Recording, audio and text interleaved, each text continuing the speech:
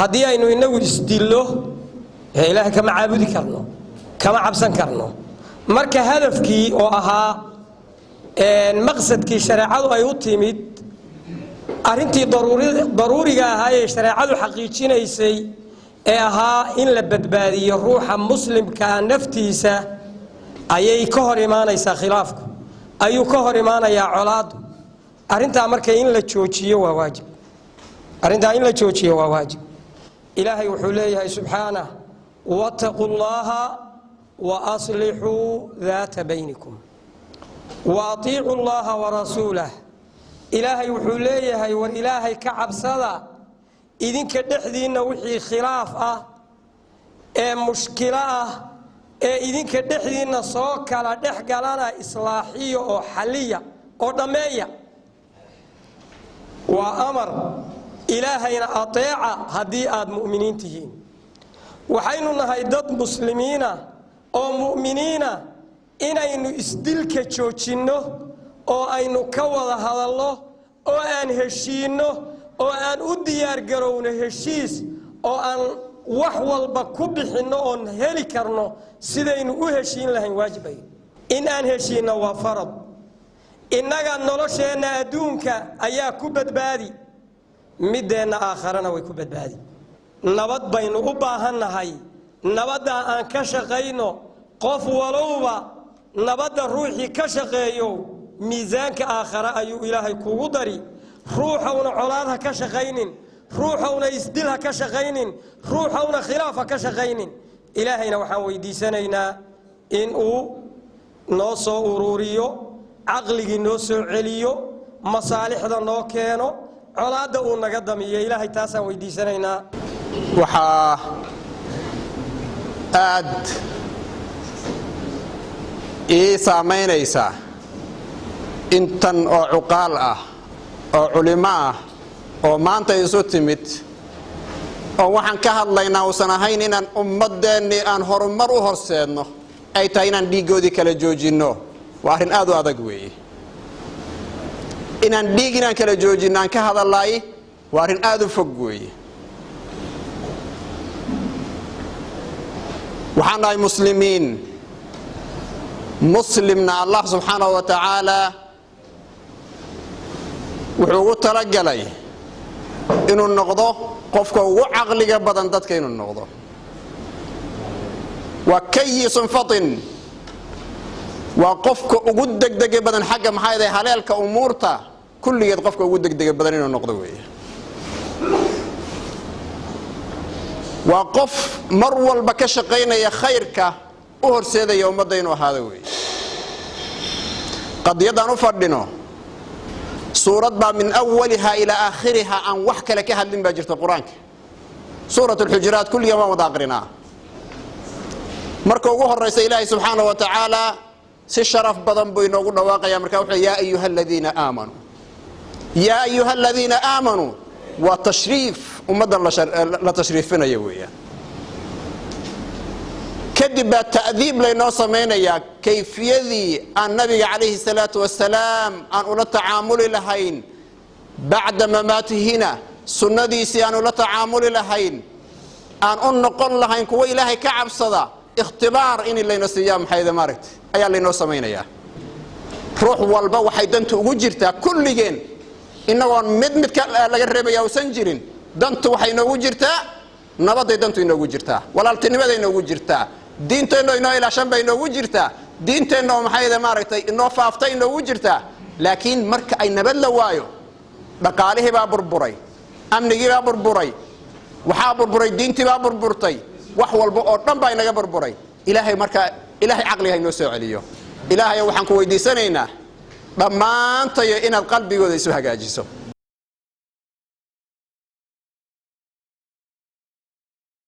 dowladda Jubbaland run ahaantii shirka hadda aan u fadhina wax badan ka soo qaaday iyo culimo u diinka reer Jubbaland run ahaantii waxaan leeyahay way ku mahadsan yihiin qaabkay u daadihinayeen dhibka socday oo calaada ah oo loo beelo walaalo ay in badan ay juhud ku bixinayeen insha Allah taala intaa kadib waxaan maanta insha allahu tacaala aan shir dib u heshiisiin halkan ay ka furayaan run ahaantii beesha Sanasoor oo ay maaragtay ay kaabayaan culamo diinka Soomaaliyeed ee reer Jubbaland waxaan insha allahu tacaala marka aan furayaa shirka dib u heshiisiinta oo halkan maanta laga furay oo ay ku dhan yihiin labada beelood oo ku dagaalamayay beesha Harti iyo beesha Cormala shirkaas insha allahu tacaala ay soo agaasimeen beesha Sanasoor oo ana ay doorteen gudoomiyaha guud insha allahu tacaala daadihintiisa waxa insha allahu tacaala marka hore aan allahu tacaala ay nooga dhamaata si wanaagsan oo Allah subhanahu wa ta'ala uu raali ka yahay qaabka hadda ay u socdaan insha Allah ta'ala aan wax u joojin hadu Allah idmo waxaan marka insha Allah ta'ala aan rabaa inaan ka hadla dhowr nudqa ujeedada ama hadafka shirka insha Allah ta'ala waatan horena u sheegay awala marka hore waxaan leeyahay waa in la helaa nabad waarta lana joojiyaa dhiiga walaalaha ee macna darada ku daadanaya marka hore waa in la helaa nabad waarta lana joojiyaa dhiiga walaalaha ee macna darada ku daadanaya ثانيا waa in wixii dhib ah oo dhacay looga wada hadlo si qoto dheer waa in wixii dhib ah oo dhacay looga wada hadla si qoto dheer oo waafaqsan si qoto dheer isla markaana waafaqsan shariicada islaamka isla markaana waafaqsan shariicada islaamka tan saddexaad wada noolaasha iyo isdhexgal rasmi ah waa in la helaa tan afaraad waa inay u hoggaansamaan labada beelood beesha Cormala beesha Hartay guddiga reer Sanasoor iyo culamo diinka kaabayay oo insha Allah ta'ala u istaagay inay xaliyaan khilaafka muddada dheer soo socday ilaa 3 bilood insha Allah ta'ala waxaan ballan qaadaynaa haduu alla idmo annaga oo reer Sanasoor ah iyo beesha annaga oo reer Sanasoor ay culamo diinka beesha Sanasoor iyo ayadoo kaabaysa culamo diinka waxaan ballan qaadaynaa inaan dhexdhexaad alla ka cabsi iyo ay insha Allah ta'ala inay arintaas u ballan qaadaynaa haduu alla idmo insha Allah ta'ala hadalkeeda intaas aan ku soo koobayaa waxaan u mahad celinaynaa dhammaan ka soo qaybgalayaasha oo ay ugu horeeyaan dadkii dadaalka soo bixiyay ay kamid yihiin culamo diinkii Soomaaliyeed reer Jubbaland oo ku soo jiray arrinkaani muddo 6 bilood ah xaqiiqiyan wax walba waxay suurta galaan xilligu Ilaahay subhanahu wa ta'ala suurta geliyo kulli qof nabad raadiyay haduu helana wuxuu leeyahay nabad uu dhalayana wuxuu leeyahay ajir haduu waayana ajir buu leeyahay kulli waxaan rajaynayaa ayaga markasta insha Allah ta'ala ajirkoodii ma dayacmin Ilaahay agtiisa inay ka haystaan baan rajaynaynaa inta kadib waxaan u malaynayaa walaalayaal waxa meesha la isugu yimid waxay tahay in dhiiga daadanaya oo dadka walaalaha ah ee la joojiyo gobasha waxa dhigay beesha Sanasoor hadafka ay u dhigtay waxay ahayd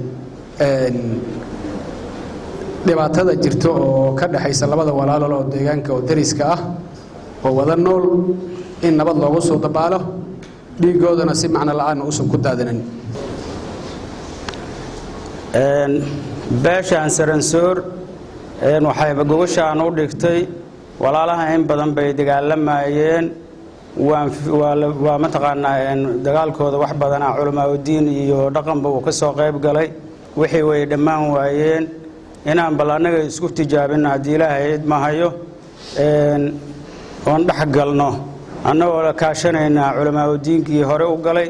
ee u dhabar adeegay ee duurka u galay oo mataqaanaa wax badan soo maray inaan mataqaanaa iska kaashanno hawshaana ilaahay idinkiis aan ku guulaysano waxaa kaloon idin sheegaa beeshaan hadda gogosha dhigtay ma ku raadinayso magac kuma raadinayso masab kuma raadinayso dhaqaale kuma raadinayso dawladna lacag kagama rabto hay-adna kagama rabto dhaqaalaheeda iyadaa wadata waxayna ku rabtaa inay ku bixiso islaax baynanaas ay rabtaa inay ku bixiso waxaa kaloon idin sheegaa bahdan intaan idinka maqneen maalinkii digniinta mataqaanaa ergada laydin soo diray labada beeloodba loo soo diray way ogyihiin inta ka soo wareegtay way ogyihiin intaa waxaan annaga ku jirnay intaan nimaan kitaab marin kuma jiro kitaabaan ismarin annaga inaan xaggana u jeesanin xaggana u jeesanno oo sidaa hadda aad u fadhidaan oon annagana u fadhinno inay daacad naga tahay oon dhaar ku soo marnay baan idin sheegaynaa marka hore kadib waxaan rabnaa annaga waxbaa noo daba yaalla shirkan waa soconaa inta ilaahay gaarsiiyena waa gaaraynaa waxaan rabnaa dib u heshiisiinta waxaa ka horeeya in marka ugu horeysa haddii qofku u dhaawacmo waxa kaliya uu u baahan yahay waxa dhiig joojin uu u baahan yahay waxaa la rabaa dagaal hadduu dhaco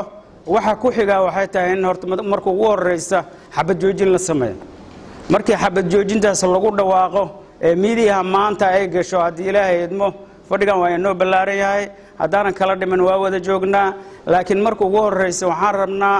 in xabad joojin lagu wada dhawaaqo ehelow warkeenna wuxuu ku saabsan yahay wiilasha sida gardarrada ugu dhammaadeen duleedka ku simaaya waan ka xunnahay 100% Soomaalidu waxay leedahay waxa dagaal haya Coormale iyo Harti baa dagaal haya waa la leeyahay annaga cidna sheegaysa ma laha waxaan u maleynayaa meeshaas 40 wiil ama 50 wiilon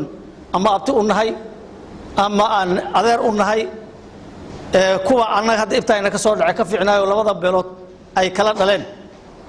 mid hadda milkaas bacad u disha dhahana uu leeyahay ama Harti baan dilay ama Coormale aan dilay ku dhintay meeshaas aad iyo aad aan uga kululaanay dad maalin walba isla noolaanahay saddexdaayna meel isla joogo geedaha hoostooda isla harsado dawiyaha isla cabo isla noolaanahay kana turjumi karo waxa ay isku haastaan haddii aan dhabti loogu kaco si dhab ah looga turjumi karnaa waxa oo ay isku haastaan haddii nala raaco ama noola sheego farta noola geliyo waan ka turjumi karnaa sidaas awgeed inaan gaabsano gabanno aan isku fiirino 100% aaday noola xumaatay ehelow maanta fadhigeena waxay tahay in aad nala qaadataan waxaan wadna waa xabad joojin xabadii in la dhigo xisaabtan aan isu keenno khalad iyo sax aan isu keenno aan wada xisaabtano aad naga ogolaataan xabad joojin waxaan wadnaa xabad joojin ehelow dhiiggaasayta mid faa'iido leh ma aha mid farax leh ma aha meesha aad ku nooshiin dhammaantaan ilaahay ummadiisa oo dhan wayna wada deeqdaa waxaad isku dilayseen ma naqaano waxaan rabnaa codsi inaad naga ayidaan 100% labadiina meelood ehelow tolow walaalayaalow sida islaamnimada leh waxaan codsanaynaa xabad joojin aan ku wada xisaabtanno waxba lama hambaynin wax war ah oo la hambeeyey culamo hadday noqoto iyo haddii muxuu ahay odayaal noqdaanba waxba lama hambaynin wixii kale waxay noqonayaan waa iska warbadi waxaan rabnaa marka waqti aan ugu socdo haddii ilaahay idmo arrimihii iyo barnaamijkii meesha aan u imaanay inaan si hoose u sii gudagolno ilaahay idinkiisa warka aan meesha u imaanay iyo arrintaan u fadhinna ilaahay ha nagu guulaysiiyo saa'idul ijaabana allah ka dhigo ilaahay subxaana qaadiraay waxaan ka baryaynaa waxaan u fadhinno wax ilaahay uu naga aqbal allah ka dhigo wassalaamu calaykum waxaan rabnaa walaalahayn labada garab beesha Harti iyo beesha Coormale hore bay noola qaateen nabadda inay nagala shaqeeyaan waxaan mar labaad ku celinayaa oo aan codsi ku dheehayaa in ay mar labaad nagala qayb qaataan nabaddii ay shalay nala qaateen inay mar labaad nala qaataan aan ugu ta'kiidinayaa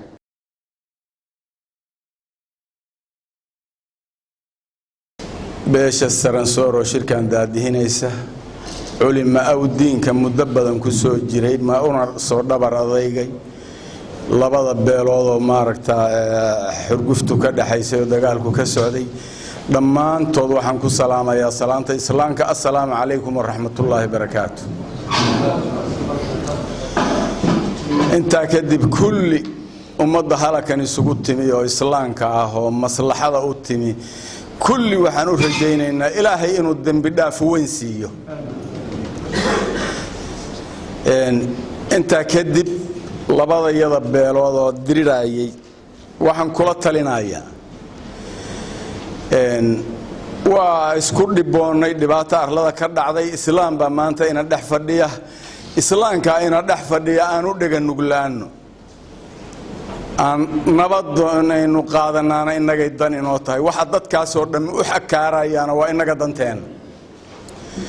marka waxaan rajaynayaa in ilaahay na garansiiyo labadayada qoloba aanu sida ugu habboon isu dhiibno aniga bilaabaya marka waxaan ku bilaabayaa bismillaahir rahmaanir rahiim waxaanu aqbalay nabadda xabad joojinta walaalnimo soo celinta dagaalka tanaasulka nabad qaadashada intaas aanu aqbalay haddaanu beesha hartinahay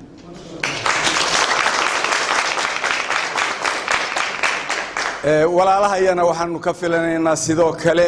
waxaan rabnaa inaanu u dhagan nuglaano nabadda u dhagan nuglaano walaalahana dhexdhexaadinaya hadday culimo u diin yihiin iyo hadday beesha Saransoor yihiin iyo hadday cid kale oo ku soo biidhaba noqoto waxaanu rajaynaynaa inaanu u dhagan nuglaano wax shuruuda aanan ku xirin wax dhibaato ah aanan ku xirin aanu sida ugu habboon nabadda ku qaadanaan intaasaan idin soo gaarsiinaynaa inta ilaahu iiga marxaanti ah oo ummadda islaamka ah ay marxaanti iiga ahaada maanta marka anigu insha Allah intaasan ku soo gaabinaya Soomaalidu waxay tiraa hadalka la yiri miyaa la naaxinaya annaga haddaan nahay beesha harti hadalkii Cabdilaahi bir yiri way noogu dhantahay waxaanu nabadaynta la soo jeediyay laga codsaday ummadoo dhan isugu tibi ee la doonayo in la baajiyo qasaaraha halka ka dhacay ama haddanba laga shaki qabo inuu soo noqdo oo wax badan soo noqnoqday oo horay culimo awdiinka iyo ummadda islaamka ay isugu dhabar jabiyeen oo ku dadaaleen inay baajiyaan baaqana weyday maantana intana isugu timi waxaanu qaadanay anigoo ku hadlaya afka beesha harti xabad joojintaasaanu qaadanay waa soo dhawaynaynaa waxa weeye dagaal wiil kuma dhashay wiil baa ku dhinta haddii anagu aan garan weynay labadayada qolo inaan heshiino oo wixii yani mataqaana nabadaynta iyo halka aanu gaarno oo walaaladii ay garteen way ku mahadsan yihiin anaguna waa soo dhawaynaynaa xabad joojinta waa qaadnay si daacada baanu qaadnay waa idinka yeelay salaamu calaykum waraxmatullaahi wabarakaatu anagu waxaan ballan qaadaynaa oo nolon ka codsaday oo anaga dantayna in dhiiga aanu maaragtay joojino oo maaragtay xabad joojinta nolon soo diray wax badan oo lama weydiin ninku waxa la weydiiyaa la rabaa inuu ka jawaabo maahina waxa ka dambeeya haddana waxa uu ku leeyahay wixii la weydiiyo marka anagu xabadda inaan joojino aan ballan qaadno intaas aan ballan qaadno ilaahayna hanala ballan qaado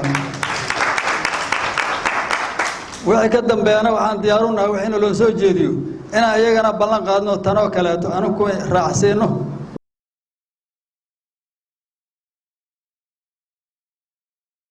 waxaan si gaar ugu mahad celinayaa beesha guusha dhigtay walaalahooda dhibaatadii iyo wixii ka dhaxeeyay inay dhexdhexaad ka noqdaan isu dhabar jabiyay ayagana si gaar ugu mahad celinayaa aad bay u mahadsan yihiin walaalayaal waxaan aqbalay oo aad iyo aad u soo dhawaynaynaa xabad joojin aan shuruud ku xirayn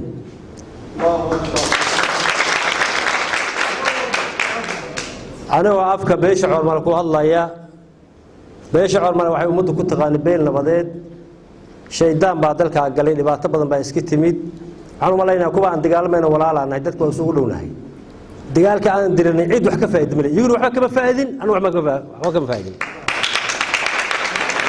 waxaan marka si shuruud la'aan aan soo dhawaynaynaa xabad joojintaas shalay dowladdaa ku dhawaaqday iyadoo labadeena nala dul saaray codna aan nala siinin maanta annagoo xura in aan dadkeena nabad u qaadno walaalnimo aan u qaadno isjeceyl iyo gacmo isqabsi iyo caan isulis baa awal iskula joogeen aan u qaadno ayaan soo dhaweynayaa waxaa kaloo mahad iskale ilaah baa mahad leh beesha Saransoor intaa kadib waxaa sharuud la'aan ah xabad joojinta inaan qaadanay walaalahayga waa isku dambownay wax dhib ma ogi dheefka ma aanan qaadin dhibaato badan baa naga dhacday in sha Allah ilaahay inuu soo celino mataqaan nagu soo celino nabad mataqaan nabad waarta aan helno ayaan ilaahay ka rajaynayna xabad joojinta waa qaadanay ilaahay idinkiis warkaayana waa cad yahay ilaahay hortiis adinkana marqaati inaad ka noqotaan maanta marqaati inaad ka noqotaan ilaahay dartiis inaan xabad joojinta u qaadanay wax dambana inay dhaceen ilaahay baan ka baryaa wabilaahi tawfiiq waana mahadsantahay